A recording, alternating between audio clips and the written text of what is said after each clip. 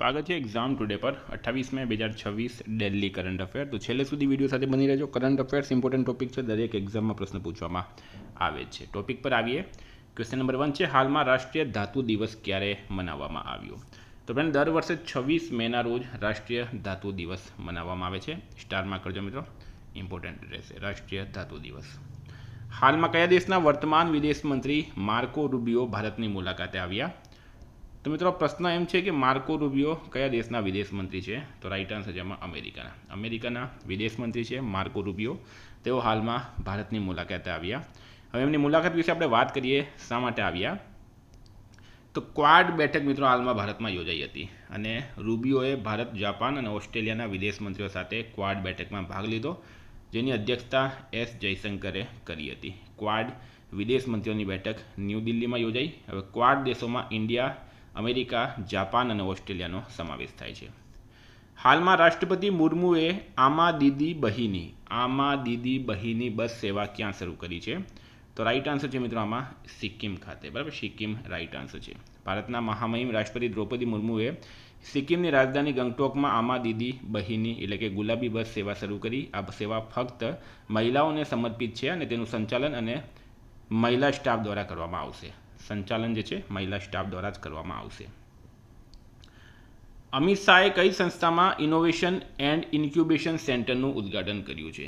તો પ્રશ્ન છે મિત્રો ગુજરાતનો. રાઈટ આન્સર છે નેશનલ ઇન્સ્ટિટ્યૂટ ઓફ ડિઝાઇન. બરાબર, કેન્દ્રીય ગૃહમંત્રી અમિત શાહ અમદાવાદમાં નેશનલ ઇન્સ્ટિટ્યૂટ ઓફ ડિઝાઇન ખાતે ઇનોવેશન એન્ડ ઇન્ક્યુબેશન સેન્ટરનું ઉદ્ઘાટન કર્યું છે. વિદ્યાર્થી મિત્રો, એક્ઝામ આવી રહી છે તમારી, સ્પેશિયલી LRD 14 જૂન, એના પછી તલાટી, જુનિયર ક્લર્ક અને CC. બરાબર, એક્ઝામ ટુડેનો મિત્રો કરંટ અફેર્સ લઈ લેજો. 9510411961 પર મેસેજ કરો. કરંટ અફેર્સ ડેલી આપણા યુટ્યુબ પર અપલોડ થાય છે અને પછી આપણે કરંટ અફેર્સ પ્રોવાઈડ કરીએ, એટલે કે પૂરેપૂરું ઓથેન્ટિક કરંટ અફેર તમને મળશે. વૈજ્ઞાનિકોએ કયા રાજ્યમાં લિગ્નાઇટ કોલસાના ભંડારમાં એક દુર્લભ સૂક્ષ્મ સૂર્યમુખી આકારનો ખનિજ પાયરાઇટ શોધી કાઢ્યો? તો રાઈટ આન્સર છે મિત્રો આમાં ગુજરાત રાજ્યમાં. વૈજ્ઞાનિકોએ લિગ્નાઇટ કોલસાના ભંડારમાં દુર્લભ સૂક્ષ્મ સૂર્યમુખી આકારનો ખનિજ પાયરાઇટ ગુજરાત રાજ્યમાં શોધી કાઢ્યો, ખાસ કરીને પશ્ચિમ કચ્છના માતાનો મઢ અને ઉમરસર ખાણ વિસ્તારમાં. 6 છે, હાલમાં કયા રાજ્ય સરકારે જળ માળખાના પુનઃસ્થાપન માટે વંદે ગંગા જળ સંરક્ષણ જન અભિયાન 2026 શરૂ કર્યું? તો રાઈટ આન્સર છે મિત્રો આમાં રાજસ્થાન સરકારે. મુખ્યમંત્રી ભજનલાલ શર્માના નેતૃત્વ હેઠળ જળાશયોને પુનઃસ્થાપિત કરવા માટે વંદે ગંગા જળ સંરક્ષણ જન અભિયાન 2026 શરૂ કરવામાં આવ્યું છે.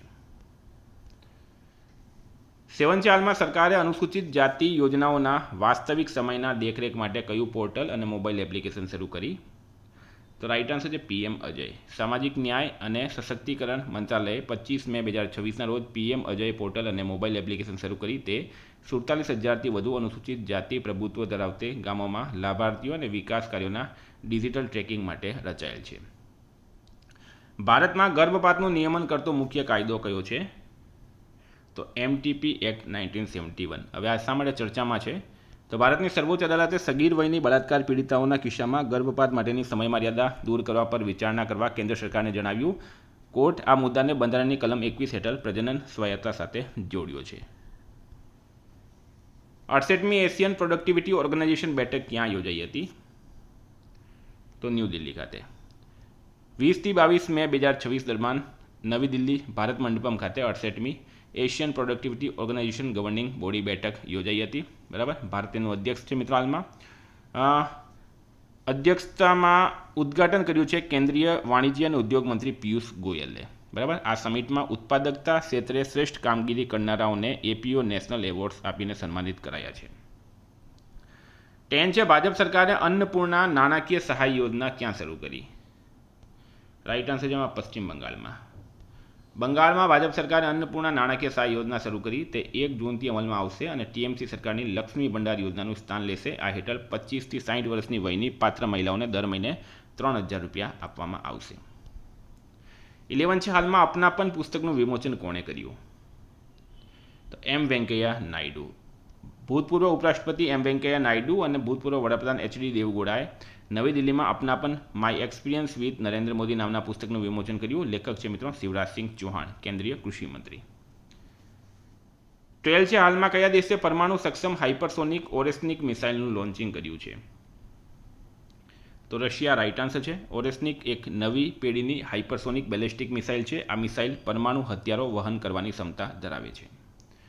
13 છે કયા દેશના ડોક્ટરોએ હૈદરાબાદના દર્દી પર 3000 કિલોમીટરના અંતરેથી રિમોટ રોબોટિક સર્જરી સફળતાપૂર્વક કરી છે? રાઇટ આન્સર છે ચીન. ચીનમાં ભારતીય યુરોલોજિસ્ટ ડૉક્ટર સૈયદ મોહમ્મદ ગોસે ચીનના વુહાનથી લગભગ 3000 કિલોમીટર દૂર હૈદરાબાદના એક દર્દી પર રિમોટ રોબોટિક સર્જરી સફળતાપૂર્વક કરી છે. 14 છે હાલમાં કયા વાઘ અભયારણ્યમાં કેનાઇન ડિસ્ટેમ્પર વાયરસને કારણે એક વાઘણનું મૃત્યુ થયું? તો કાના ટાઈગર રિઝર્વ રાઇટ આન્સર છે. મધ્યપ્રદેશના કાના ટાઈગર રિઝર્વમાં કેનાઇન ડિસ્ટેમ્પર વાયરસને કારણે એક વાઘણ અને તેના બચ્ચાના મોત થયા છે. હાલમાં કયા રાજ્યમાં લુપ્તપ્રાય સફેદ ગીધ મળી આવ્યું? તો મધ્યપ્રદેશ રાઇટ આન્સર છે. ચંદેરી વન વિભાગે 22 થી 24 મે દરમિયાન ગીધ ગણતરી હાથ ધરી હતી. ઇજિપ્તિયન ગીધ સાથે કુલ 45 ગીધ મળી આવ્યા. International union for conservation of નેચરે આ પક્ષીને લુપ્તપ્રાય પક્ષી તરીકે વર્ગીકૃત કર્યું છે. ગૃહમંત્રી અમિત શાહે હાલમાં પ્રહરી સંમેલન ક્યાં સંબોધ્યું? તો મિત્રો ગૃહમંત્રી છે અમિત શાહ, એમણે રાજસ્થાનના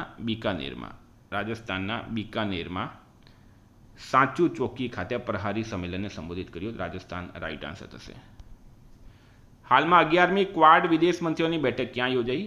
તો મિત્રો એ ન્યૂ દિલ્હી ખાતે યોજાઈ. આપણે આગળ વાત કરી ગયા. તો મિત્રો આ હતા કરંટ અફેર્સના પ્રશ્નો. વાત કરીએ રિવિઝનની. 27 મે 2026 આપણે આવી ગયા રિવિઝન પર. આફ્રિકા દિવસ ક્યારે? 25 મે. કયા રાજ્ય સરકારે ગેરકાયદેસર પ્રવાસીઓ માટે હોલ્ડિંગ સેન્ટરો સ્થાપવાનો આદેશ આપ્યો? પશ્ચિમ બંગાળ. 400 મીટર દોડમાં 44.98 સેકન્ડનો સમય લઈને 45 સેકન્ડનો બેરિયર તોડનાર પ્રથમ ભારતીય ખેલાડી બન્યા વિશાલ ટીકે. કયા મ્યુઝિયમમાં વલ્લભીપુર ઉત્ખનનની પુરાતત્વીય શોધોનું ખાસ ફોટો પ્રદર્શન યોજાયું? Watson museum. હાલમાં બેટર નેવર સ્ટોપ્સ નામનું પુસ્તક શ્યામ શ્રીનિવાસને લખ્યું. હાલમાં લોન્ચ કરાયેલ ભારતની પ્રથમ સ્વદેશી 300 કિલોમીટર યુનિવર્સલ રોકેટ લોન્ચિંગ સિસ્ટમનું નામ સૂર્યાસ્ત્ર છે. મિશન વંદે માતરમ હેઠળ બીએસએફની પ્રથમ મહિલા પર્વતારોહણ ટીમે કયા શિખર પર સફળતાપૂર્વક ચઢાણ કર્યું? Mount Everest. ભારતનું બીજું સૌથી મોટું આંતરરાષ્ટ્રીય ક્રિકેટ સ્ટેડિયમ કયા રાજ્યમાં? કર્ણાટક. ત્રીજી ઇન્ડિયા નોર્ડિક સમિટ 2026 યોજાઈ ઓસ્લો ખાતે. હાલમાં નેપાળ સુપ્રીમ કોર્ટના નવા ચીફ જસ્ટિસ બન્યા છે ડૉક્ટર મનોજ શર્મા. લંડનનો વેલકમ કલેક્શન દક્ષિણ એશિયા બહાર આવેલી 2000થી વધુ દુર્લભ જૈન પાંડુલિપિઓનો સંગ્રહ જૈન સમુદાયને પરત સોંપી રહ્યું છે. કોણ સત્તાવાર રીતે અબજોપતિ બનનાર વિશ્વનો બીજો ફૂટબોલર બન્યો? Lionel Messi. The library man of India પુસ્તક લખ્યું છે સીપી રાધાકૃષ્ણને. વિશાળ આદિવાસી સાંસ્કૃતિક સમાગમ ક્યાં યોજાયો? ન્યૂ દિલ્હીમાં. આરબીઆઈ ઓક્ટોબર 2028 સુધી કઈ બેંકના એમડી અને સીઓ તરીકે સંદીપ બક્ષીની પુનઃનિયુક્તિને મંજૂરી આપી?